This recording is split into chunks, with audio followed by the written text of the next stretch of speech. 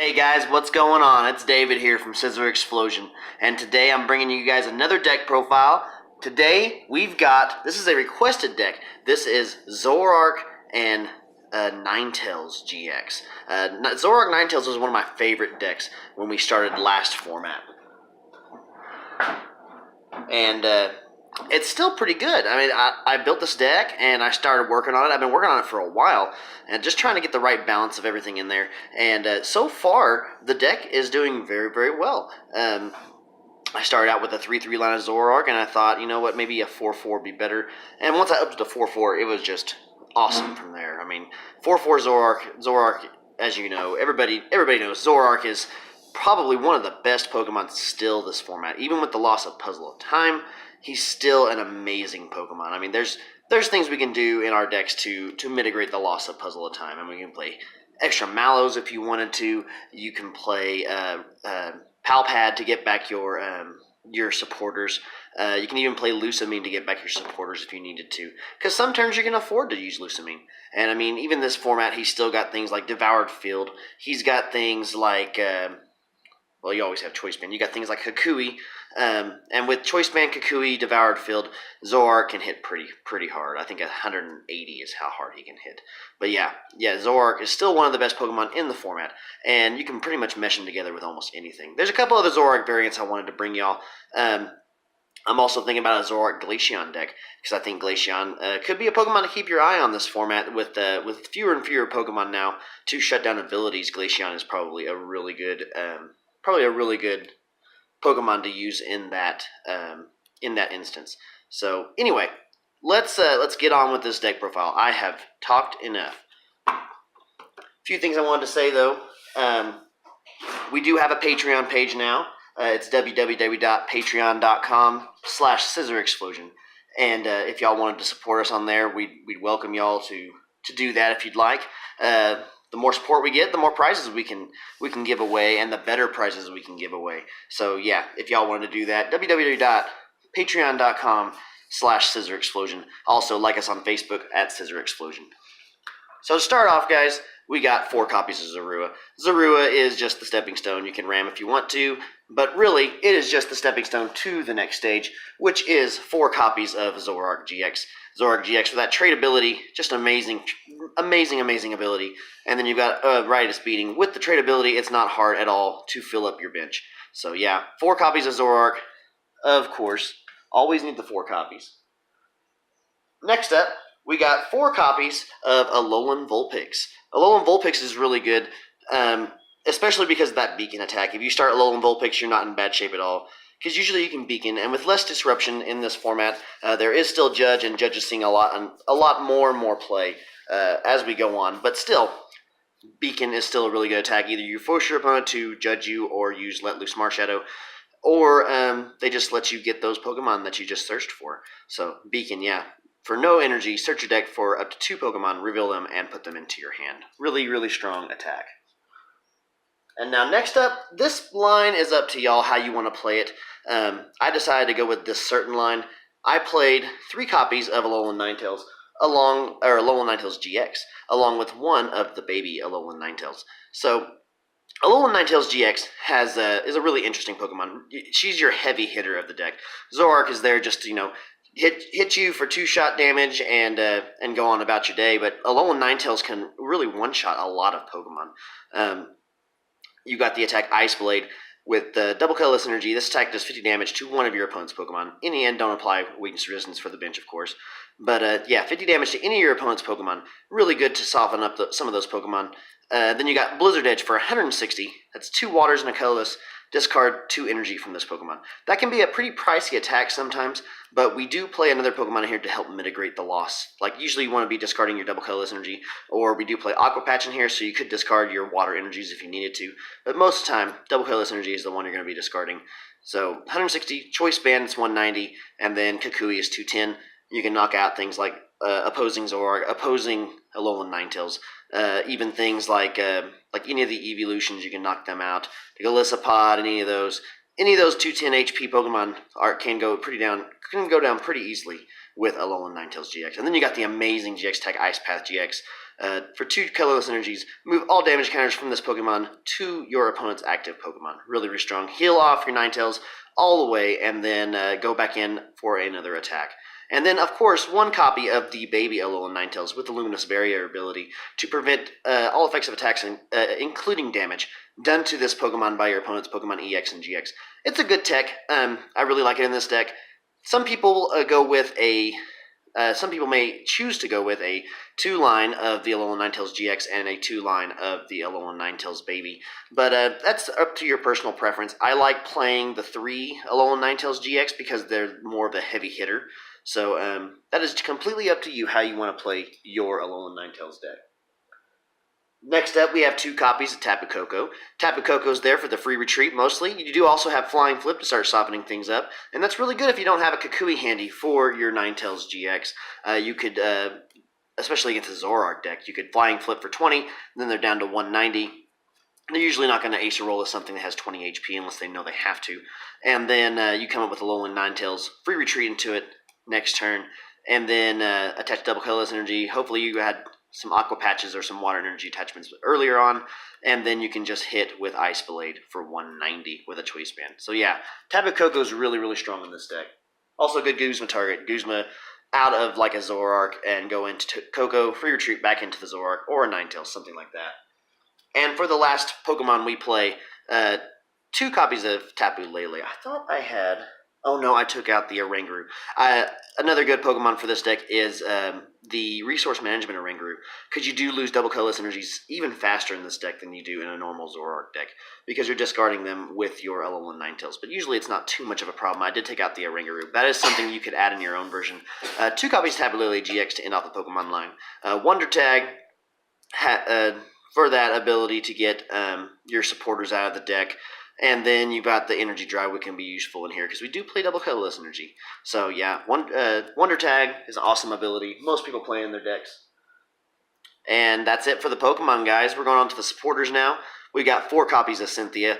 Basic draw supporter for this format. Shuffle your hand to your deck and draw 6 cards. Then we also have 4 copies of Guzma. Guzma is really good, especially with your Alolan Ninetales. Be able to retreat, I guess... pseudo-retreat into a Tapu Koko and bring up whatever you want of your opponent's on your opponent's bench, and then retreat back into the Ninetales, maybe use an Aqua Patch or attach double colorless energy, and get that Choice Band hitting for 190. Really, really, really strong attack. So yeah, Guzma is an awesome card in this deck, in any deck usually. 2 copies of Lily. Lily's good for that first turn play, if you can get it. Draw till you have 6 cards in your hand. If it's your first turn, draw till you have 8. It's usually just a really good all-around card. I've even seen some people playing 4 copies of Lily in a regular deck, which is good. I mean, you can empty your hand, you can discard your cards with like Ultra Ball, or even some decks that play Mysterious Treasure, and then just refill it again with Lily. So yeah, Lily is not a bad supporter of this format. Definitely probably going to stay around for a while. Next up, we got 2 copies of Professor Kukui. Professor Kukui's there for that extra damage, a little extra draw as well. It's like another trade. I always thought it was cool. It is basically a trade, but with an extra 20 damage added to it. Draw 2 cards during this turn. Your Pokemon's attacks do 20 more damage to your opponent's active Pokemon.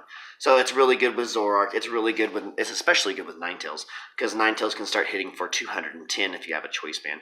So yeah, really, really strong play. I love Kukui in nearly every Zoroark deck. 1 copy of Acerola, just a 1-of tech. A lot of these Pokemon, or nearly all these Pokemon, have 210 HP, your main attackers anyway. And just being able to prize deny your opponent is really, really vital. And then you can just bring up something fresh, start hitting away on your opponent. So Acerola is really strong. And to end off the supporters, guys, we got 1 copy of Mallow. Search your deck for any 2 cards, shuffle your deck, then put those 2 cards on top. And I play it in every Zoroark deck I build. And I did consider playing Crash or Wake in here, but I thought Mallow was just a lot better in most situations. You're not always going to have 2 water energies in your hand. For those of you who don't know, Crash or Wake lets you discard 2 water energies, and then search your deck for any 2 cards and add them to your hand. But with Zoroark in this deck, I think Mallow is just the superior option. Search your deck for any 2 cards, and then you can just trade and get those 2 cards straight into your hand. Some of you may disagree with me. Let me know in the comment section below. Would you rather play Mallow, or would you rather play Crash or Wake? There's 1 copy of Mallow. Next up, we got 4 copies of Ultra Ball, your standard search for any Pokemon deck. Discard 2 cards from your hand. If you do, search your deck for a Pokemon, reveal it, and put it into your hand. Then we play the 4 copies of Aqua Patch. Aqua Patch is really, really strong. You can trade away your water energies with Zoroark and then get them right back with Aqua Patch. So it's basically like having multiple attachments per turn. Why not? It's really, really strong. I like Aqua Patch a lot, and with 4 copies, you draw into it pretty often. So, I mean, you can start attacking with your Zoroarks while you're charging up your Ninetales in the background. So yeah, Aqua Patch is a really powerful play.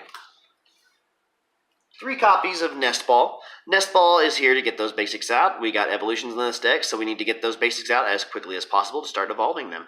I don't play Apricorn Maker in here. I feel with the Beacon Vulpix, you don't really need it, because you can come up Beacon for 2 Zorua or something like that. I know it's an attack and it does end your turn, but you're forcing your opponent to either judge you or Marshadow you or something like that in order to get those Pokemon out of your hand. So I feel like 3 Nest Balls is a comfortable number. I haven't had any problem getting out my basics so far. We do play 8, 10, 12 basics in this deck, so that's a pretty healthy number of basics.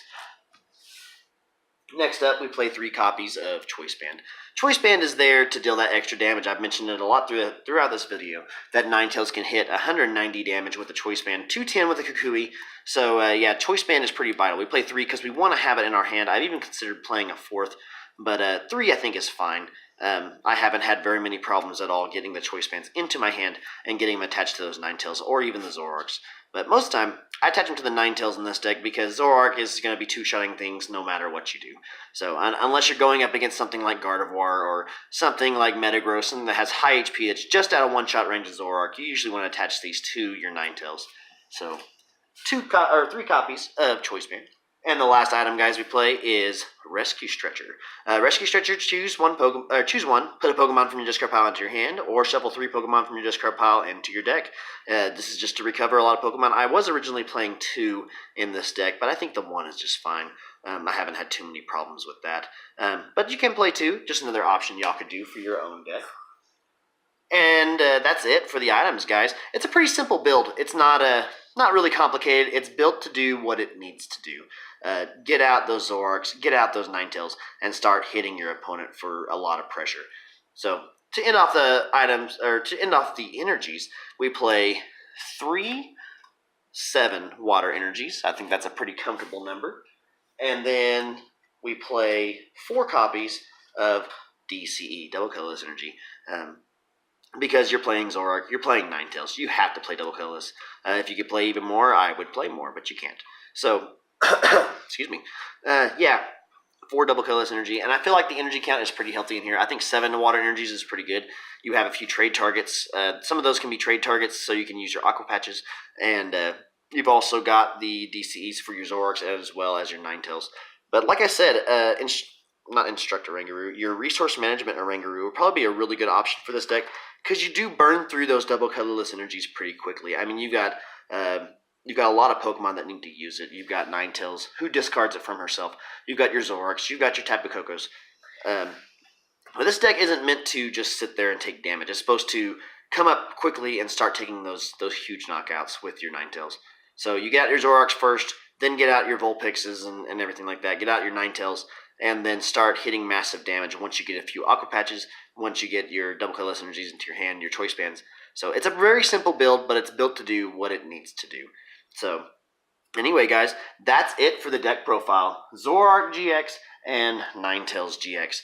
A really powerful combo, but I think the next Zoroark variant I want to do is Zoroark Glaceon GX. I think that would be a really strong combo. You have Glaceon there to hit 90 and 120 with the Choice Band, and then also ping your opponent for 30 on one of their bench Pokemon. Just soften them up for Zoroarks. Of course, you also got that ability to lock down your opponent's GX abilities, which doesn't sound very important sometimes, but you lock down their Tapu Leles. If you're playing Zoroark, it's a nasty combo against a Zoroark deck. And then you also have Zoroarks of your own to get your other cards you need into your hand. Maybe even get some backup Glaceon set up. And yeah, it's just a deck I've been thinking about building. Really powerful combo, I think. But Zoroark Ninetales is nothing to scoff at. It is a really powerful combo. Both two Stage 1 Pokemon that have a lot of potential this format.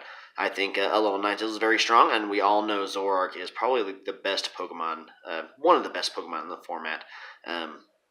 It is sad that it does have a counter this format with the Baby Buzzwole coming out. But yeah, Baby Buzzwole is ruling the format, guys. So be careful with your Zoroarks. You could also put some weakness policies in here. I've seen some weakness policies being played in some Zoroark decks. And it's not a bad idea because a lot of those Buzzwole Garb decks do not play Field Blower. Maybe one copy, but yeah, that's a pretty decent tech. But I've even considered playing in some of my Zoroark decks. But anyway, I digress, guys. This is David from Scissor Explosion with that Zoroark GX and Ninetales GX deck profile. Y'all let us know what you think down in the comment section below. Don't forget to support us on Patreon, www.patreon.com/ScissorExplosion, and like us on our Facebook at Scissor Explosion.